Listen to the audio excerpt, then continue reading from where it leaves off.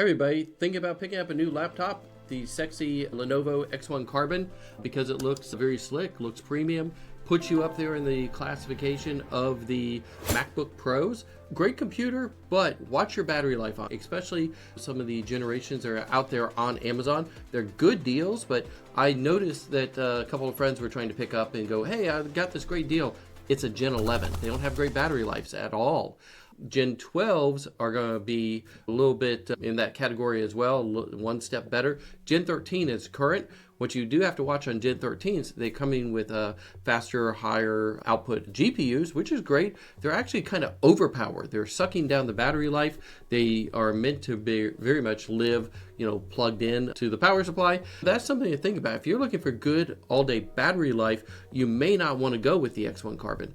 Recently, I just picked up from one of our employees a new Lenovo ThinkPad, and they normally come with a 45 watt, upgrade it for not a whole lot of money to the 71 watt battery supply in, which is going to give it all day battery a lot longer. It's using an AMD processor, and it's going to run a lot cooler. The Ryzen chips generate a lot less heat. What you will find on the X1 Carbons, if you're doing anything beyond just using Excel and web browsing and email, it's going to generate heat, going to suck down the battery, going to use some of the activity on the machine. The Ryzen is going to be better. Also look at the HPs that are using the Snapdragon processor. If you're looking for ultimate traveling machine, look at machine that's using the Snapdragon, because those are very long life. You don't have to upgrade the battery too much on those. They're going to give you a lot of performance without having the wattage sucked down. Snapdragon processors are absolute beasts. They're perfect if you're going to be doing mostly browsing, Excel spreadsheets, some email. The Ryzen chips are going to be there if you're going to do more of Excel, maybe a little bit of graphics. Intel if you're doing graphic design and have really beaten up on the CPU. But most people are buying these X1 Carbons, throwing the hot chips, i7s, i9s, those class chips.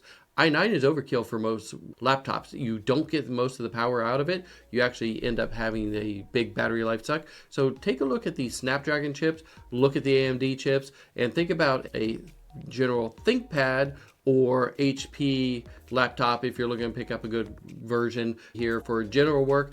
Don't over-engineer, but what I also like to do these days, the laptops I buy are all USB-C chargeable. I am not going for any laptops today that doesn't use a USB-C. I'm out of the business of buying proprietary chargers. All new laptops for WTE are on the USB-C standard. We're also installing a lot of USB-C docks for our employees. It helps with productivity, helps with IT supplies. It's a good tip here for 2026.